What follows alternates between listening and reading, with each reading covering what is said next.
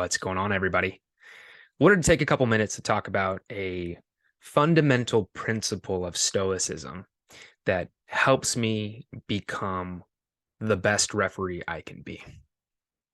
For those of you that know, I've been refereeing since 2002 is when I got my license the first time. So off and on, going on about 21 years. It has become a major part of my life over the last, I say, year. And I'm on my pathway to continue my certification process. Currently going after my regional license. Next will be national pro. And then hopefully at some point in the future, it'll be FIFA. My ultimate dream, I would say, would be to work English Premier League games, La Liga matches, and eventually a World Cup. I think any referee has those aspirations at some point in time. But I'm at a stage in my life currently where that is my goal and I'm going after it relentlessly.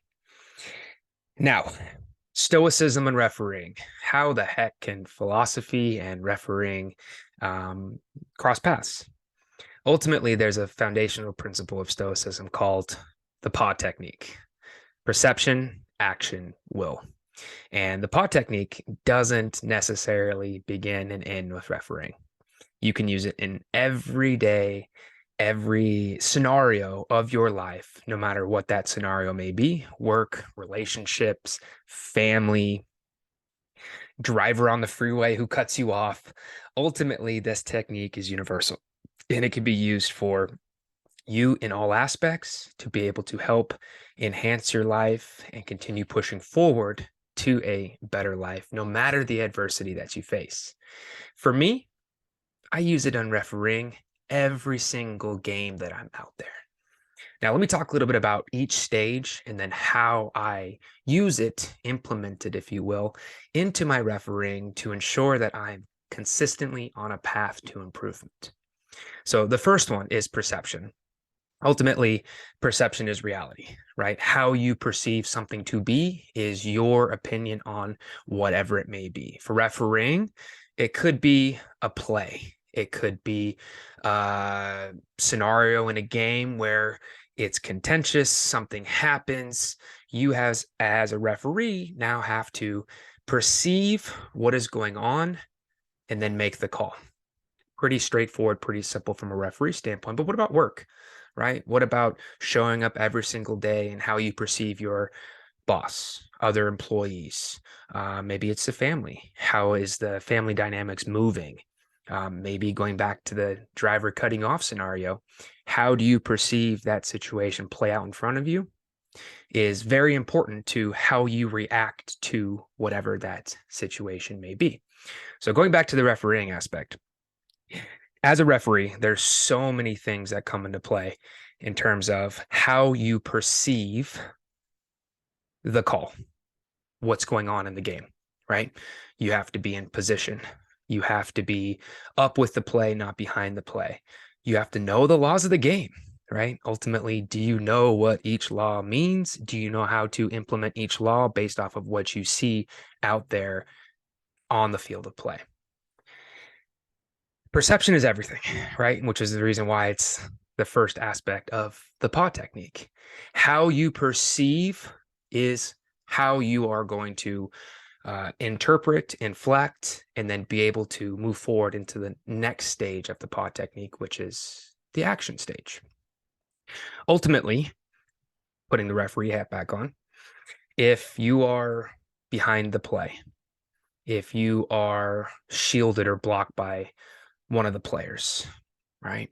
You're perceiving reality that is off, for lack of better words, right? If you're blocked, if you're behind, if you're not in the perfect spot to be able to make the correct calls, doesn't matter how well you know the laws of the game, you're not going to be able to administer the laws of the game because you're out of position, right? Pretty straightforward, pretty simple. Once you've perceived something to be true, now you have the opportunity to inflect and take the necessary action to be able to move forward, right? And if you're behind the play, it's pretty simple. Well, I perceived it this way. However, I was out of position. So now I need to get into position. How do you get into position? Well, you take the necessary steps in the action stage to be able to get up with the play, not be blocked by a player. Maybe it's, I don't know that law, or I wasn't familiar with how to enact that law based off of what happened. So then the action you take is go learn the laws of the game. If you don't know offsides on 7v7, the action step would be go learn offsides on 7v7. Ultimately, the actions that you take are intended to propel you forward in your path to development. Now, the final stage of the paw technique is the will stage. Ultimately, in life, and it doesn't matter who you are, where you are, what you're doing, or what aspect of the paw technique you are implementing, you are going to be tested daily. Your will is going to be tested. It could be your friends, it could be your family, it could be your coworkers. Or for me, from a refereeing standpoint, it could be the players, the coaches, the parents, and then the other referees that are observing, watching, or partaking in the game. Now, if you perceive something to be true and you're out of position or you don't know the laws of the game, the action steps that you need to take are very clear, are very straightforward, right? However, if you make a wrong call, don't know the laws of the game, your will is going to be tested. People are going to be screaming at you. They're going to be yelling. They're going to be hipping and hollering. They're not very nice in a lot of times, in a lot of ways. But ultimately, your perception of reality was off. So you need to take the appropriate actions. And your will is going to be tested because you were off on your perception. Now, what if you're in the best position? What if you know the laws of the game? What if what you perceived and then subsequently called was the best call according to your perception? Do you have to take unnecessary action? No, absolutely not. Your will is still going to be tested. However, because your perception of reality is based off of being in position, knowing the laws of the game, no outside influence that is testing your will can force you to take unnecessary action. Why is this beneficial for refereeing? Well, first, inflection is key. Accountability is key and severely lacking in today's modern youth game. I think it goes all the way up to professional level, but ultimately, there's just some bad referees out there at the professional level. In the youth game, however, there is no accountability. Parents yell, players yell, coaches yell, referees stonewall, right? Do they go back and look at their perception of that play, that half, that game, take necessary actions so when their will is tested, i.e., a bad call or something happens that has their will tested, are they able to say, no, I was in the best position. I know the law. I made the call because X, Y, and Z. Very, very few referees out there have that approach. As a classically trained stoic, I will say, I've been able to adapt the paw technique into my everyday refereeing mentality, right? 7v7, 11v11, and everything in between. I am in the play, a part of the play. I am up with the play, and at all times, I am working to be in the best position. That allows me the opportunity to be able to appropriately call or enact the laws of the game based off of what I see. Again, if I'm blocked, if I'm behind the play, if I don't have a clear, visible line of sight to the action, how can I make the best perception of that present reality? It's impossible, right? And in refereeing, you have a split second to see something and call something. And during that split second, you've got coaches yelling at you, you've got parents yelling at you, you've got players yelling at you. So your will is being tested in real time. It's a very stressful and strenuous situation or position to be in, live, real time, while the game is happening.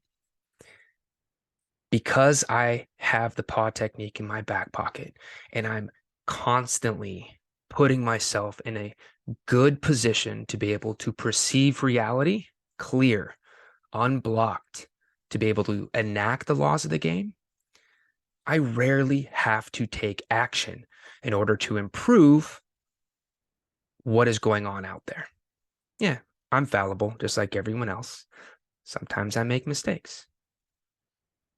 However, if I'm in the best position and I understand the laws of the game, I'm going to be right and in a good position to make the best call possible based on what I am perceiving.